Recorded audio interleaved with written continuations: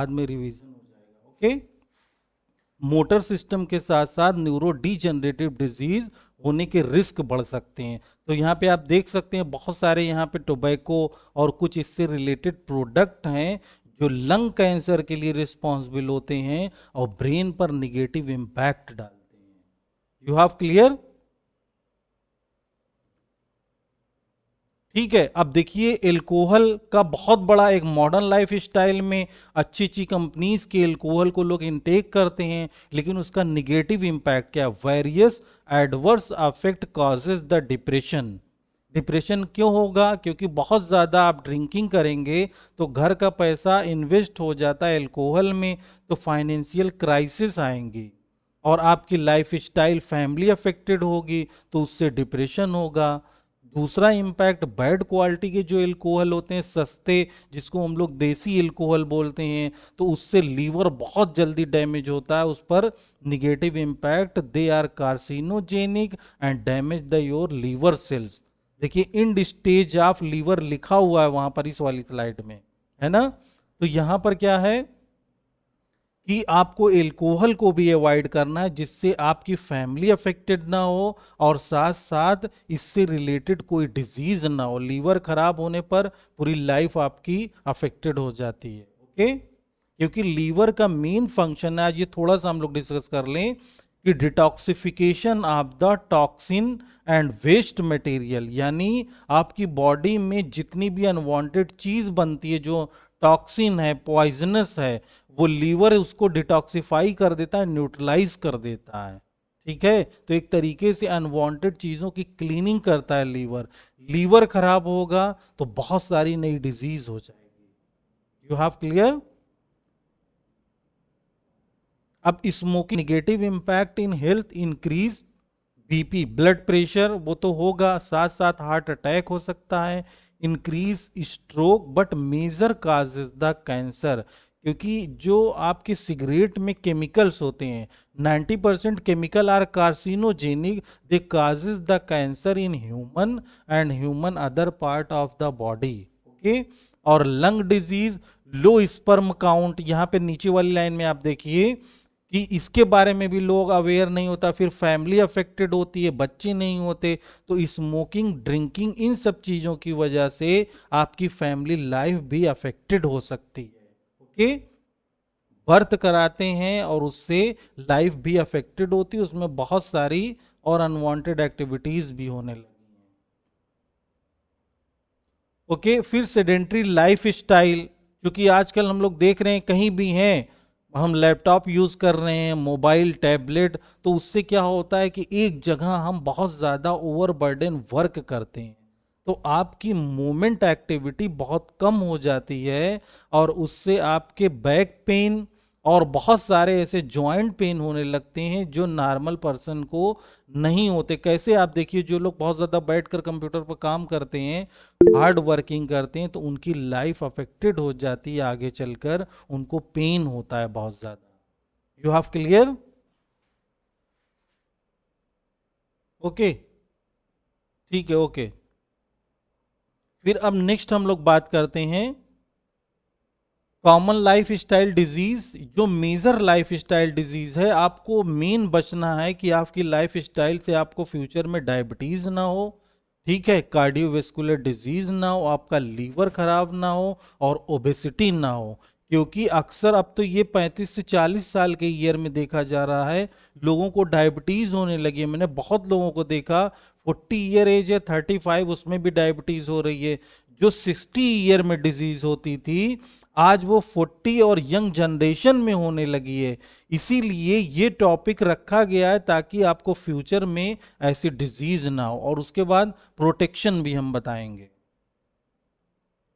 ठीक है, सिम्टम्स ये आपको पता है, ये सिम्टम्स में मूड, डिप्रेशन और एक चीज और है, यहां पर नेक्स्ट स्लाइड पे हम लोग डिस्कस कर लेते हैं, स्ट्रेस। अब चूंकि आज जो मॉडर्न लाइफ स्टाइल है, फैमिली का बर्डन, वर्क ओवरलोड है और हमारे डोमेस्टिक होम का बर्डन है, जिम, मतलब इतने सारे वर्क हम लोग कर रहे हैं कि उसकी वजह से आदमी स्ट्रेस में होता है और उससे स्ट्रेस से आपके हार्मोनल चेंजेस हो सकते हैं, बायोकेमिकल चेंजेस हो सकते हैं और बहुत सारी बायोकेमिकल रिलेटेड डिजीज हो जाती है आपकी बॉडी में, जिसके बारे में पता ही नहीं होता। रोज नॉर्मल स्ट्रेस में रहने के साथ साथ आप क्रॉनिक स्ट्रेस में चले जाते हैं, क्रॉनिक डिप्रेशन जिसको बोलते हैं। तो इसकी वजह से आज फ्यूचर में ब्रेन से रिलेटेड डिजीज होने लगी है। पहले हम दिमाग की बीमारियां, ब्रेन से रिलेटेड डिजीज नहीं सुनते थे। हमने कई बार पढ़ाया है कि regular stress then converted into the chronic stress causes the neuro degenerative disease like Parkinson, Alzheimer, Huntington, ठीक है, सिजोफ्रेनिया। तो इस टाइप की डिजीज हमें फ्यूचर में ना हो, इसलिए स्ट्रेस फ्री इन्वायरमेंट में रहना है, ऐसी नौकरी करनी है कि उसमें बहुत ज़्यादा स्ट्रेस ना हो, और ऐसे लोगों से हमें दूर रहना है जिससे डिप्रेशन, स्ट्रेस हमारी लाइफ में ना हो। आज देखिए जितने भी सेमिनार होते हैं। Excuse me sir. 1 second, 1 second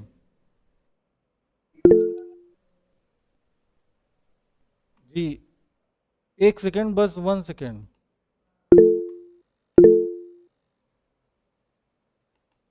ठीक है, तो चूंकि क्लास हो रही है तो मैं नहीं चाहता इसमें डिस्टरबेंस हो। फिर adverse affect increase BP, sleep pattern, depression, ये चीजें होंगी। इस टाइप से एग्जाम में आप लोग लिख दीजिएगा। Okay, you have clear. 1 second, slide बिल्कुल क्लियर विजिबल हो रही है ना? आप मैसेज से बता सकते हैं हमने, क्योंकि हमने आपका माइक अनम्यूट कर दिया, कहीं ना एक दो बच्चे डिस्टर्ब कर देते हैं ना। You have clear.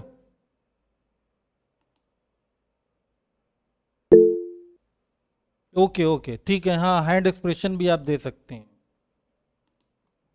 ठीक है, तो ये चूंकि जनरल चीजें हैं और इसके बारे में मैंने देखा है बहुत बड़े बड़े लोग आते हैं कॉन्फ्रेंस में, चूंकि उनके पास न्यूरो साइंस का बेसिक कॉन्सेप्ट नहीं है, तो वो लोग साइकोलॉजिकल बात करते हैं, stress, depression, long term memory short, जबकि उनके बारे में बेसिक भी नहीं पता है। हम लोगों का थोड़ा सा स्पेशलाइजेशन था कॉग्निटिव न्यूरो साइंस, इसीलिए मैं इस सब्जेक्ट को पढ़ा रहा हूँ कि जो इसमें साइंस है उसको हम अच्छे से आपको एक्सप्लेन कर दें। बाकी स्पोर्ट के लोग स्पोर्ट के बारे में अच्छे से एक्सप्लेन कर देंगे।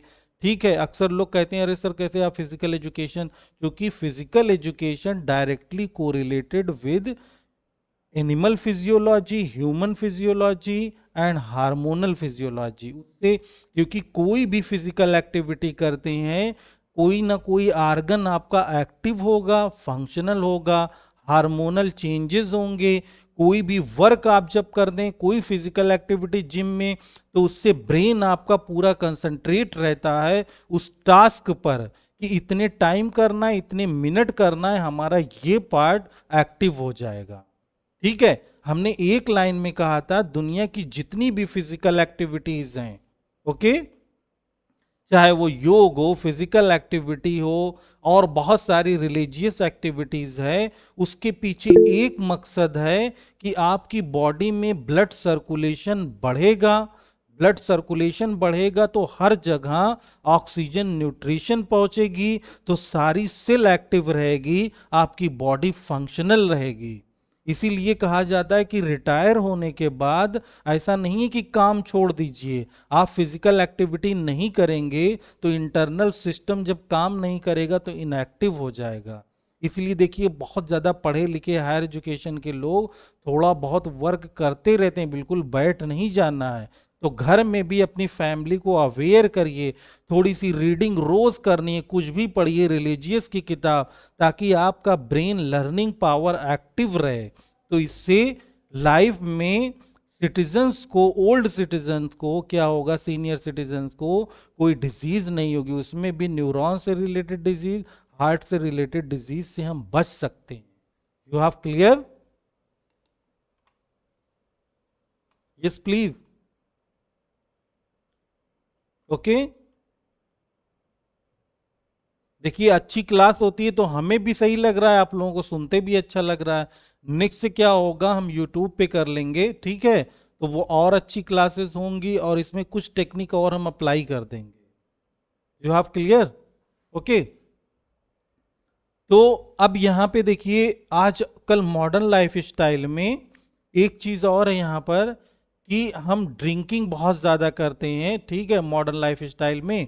तो इससे क्या होगा कि, वन सेकेंड, जब चीजें अच्छी होती हैं तो उसमें लोग अच्छा ही नहीं देखते। बस ठीक है, अच्छे से हम लोग पढ़ते हैं, मकसद मेन है यहाँ पे लर्निंग का। ओके, ठीक है। तो इसमें जो कोल्ड ड्रिंक आजकल हम यूज कर रहे हैं, इसके बारे में थोड़ा सा अवेयर रहना है। मोस्टली इसमें प्रिजर्वेटिव होता है, लॉन्ग टाइम तक देखिए बॉटल रखी रहती है, तो वरना वो फूड खराब ना हो, तो इसीलिए हमें कोल्ड ड्रिंक या एनर्जी ड्रिंक को बहुत ज़्यादा उस पर डिपेंड नहीं रहना। आजकल एक नया चलन है कि हम जब भी बहुत ज़्यादा वर्क किए, थके हैं, तो जाके हम एनर्जी ड्रिंक ले लेते हैं। ऐसे बहुत सारे मार्केट में प्रोडक्ट हैं। तो उसकी वजह से क्या करना है आपको कि इन ड्रिंक को अवॉइड करना है। उसकी बॉटल पे साफ लिखा होता है कि नॉर्मल कोल्ड ड्रिंक जैसे पेप्सी कोका कोला है, तो इसमें कैफीन की कंसंट्रेशन थोड़ी मान लिया 2% है, लेकिन एनर्जी ड्रिंक में पीछे हाईलाइट करके, लेकिन बहुत ज्यादा लेने से आपके ब्रेन पर निगेटिव इंपैक्ट आता है। देखिए, जैसे आप ड्रिंक लेते हैं एनर्जी ड्रिंक, तो ब्रेन रिफ्रेश लगता है आपको, तो directly impact on the brain and release the dopamine neurotransmitter. जैसे कुछ लोग भांग गांजे वजे ये सब लेते हैं तो हाइपर एक्टिव हो जाते हैं, तो ब्रेन में एक्टिव सिग्नल रिलीज होता है, लेकिन रेगुलर रिलीज होगा बहुत ज्यादा, तो आपकी बॉडी में उससे रिलेटेड कुछ डिफिशियंसी हो सकती है, कुछ ना कुछ निगेटिव इंपैक्ट आ जाएगा। You have clear? ओके। हमने कुछ चीजें इसमें बंद कर दी हैं, क्योंकि वो 2-3 बच्चे होते हैं, जब चीजें बहुत अच्छी होंगी तो ये रहता है कि कहीं ना कहीं से उसमें इनहिबिटर हम कुछ चीजें करें। ओके, ठीक है। Very nice picture on your screen. देखिए, आप लोग जाते हैं ना अक्सर, आप जो आपका ये है, एक सेकेंड,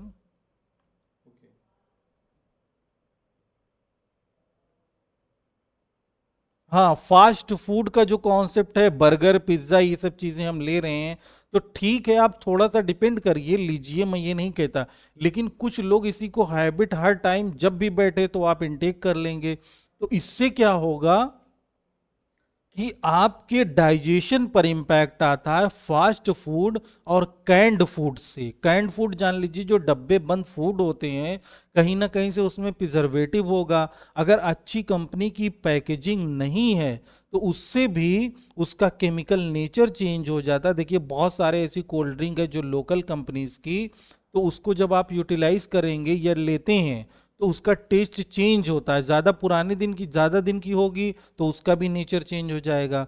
तो इन सब जंक फूड से हमारा डाइजेस्टिव सिस्टम अफेक्टेड हो रहा है, और साथ साथ हमारी बॉडी के इंटरनल पीएच चेंज हो रहे हैं। तो उससे आज थोड़ा सा भी कुछ हम लेते हैं तो एसिडिटी बहुत ज़्यादा लोग, यंग जनरेशन फेस करने लगी है, जबकि यंग एज में एसिडिटी उतनी नहीं होती, क्योंकि हमारा एंजाइम सिस्टम बहुत ज़्यादा एक्टिव होता है। तो हमें ऐसे फूड को थोड़ा सा अवॉइड करना है और कम लेना है, हमारी नीड भी पूरी हो जाए और हमारी हेल्थ अफेक्टेड ना हो। You have clear? और very nice picture on your screen. ज्यादा से ज्यादा हरी सब्जियों को यूज करना है, ग्रीन वेजिटेबल, आपको फ्रूट लेना है। अब इसका सबसे ज्यादा बेनिफिट कि अगर आपकी लाइफ इन सब डिजीज से अफेक्टेड है तो हमें फ्रेश फूड जूस लेना है। आजकल कैंड फूड जूस का चलन है, क्योंकि हमें टाइम लगता है कि जूस वाला देगा, उसमें मिक्सिंग करेगा, कहीं ना कुछ चीजें ऐड कर दे। ओके, तो इससे क्या होगा कि आपकी बॉडी में इनसे एंटीऑक्सीडेंट प्रॉपर्टी होती है वेजिटेबल में। ध्यान से सुनिएगा, जो लोग कहते हैं हरी सब्जियां क्यों लेनी चाहिए, डॉक्टर अक्सर सजेस्ट करता है हरी सब्जियों के बारे में, तो उसके लिए क्या करना है आपको कि इसमें एंटीऑक्सीडेंट प्रॉपर्टीज होती है, यानी आपकी बॉडी को क्लीन करती है, जो अनवांटेड चीजें बनती हैं आपकी बॉडी में। ठीक है, तो इसलिए हमें इन चीजों को अवॉइड करना है और वेजिटेबल पर डिपेंड रहना है। बहुत ज्यादा मीट के प्रोडक्ट को भी नहीं यूज करना है। हेलो, ट्यूब से लेंगे तो ज्यादातर लोग उसमें ऑफलाइन का ऑप्शन आ गया, वर्चुअल क्लास की अटेंडेंस लगेगी तो क्लासेस करिएगा इसमें, और टेक्नोलॉजी अभी हम यूज करेंगे ताकि अच्छे से क्लास से अच्छे से लर्निंग होगी ऑनलाइन। इसका एक तरीका है कि सिनेमा के रूल को फॉलो करना होता है। आपने देखा होगा कुछ टीचर ऐसे ही चले आते हैं, मोबाइल पे बोल रहे हैं, उनके फेस का ना कोई सर डिस्टेंस है, आवाज तो कट रही इससे। है आपकी सर। तो एक मिनट, एक मिनट।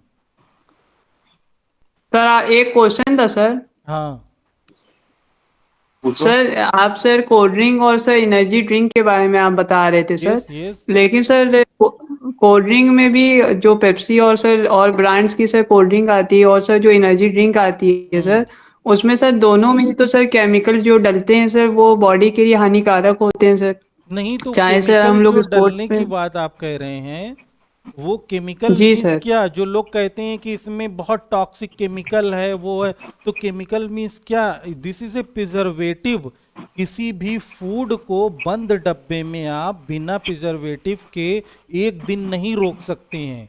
आप अपने घर का खाना जो है किसी टिफिन में बंद करके रखिए, अगले दिन वो स्मेल करने लगता है, लेकिन कंपनी का फूड नहीं करता। तो वो ऐसे केमिकल डालते हैं कि बैक्टीरिया अगर उसमें आ भी जाए तो वो ग्रो नहीं करेगा। खाना क्यों महकने लगता है आपके घर का? क्योंकि उसमें कुछ गैस बन जाती है, H2S गैस।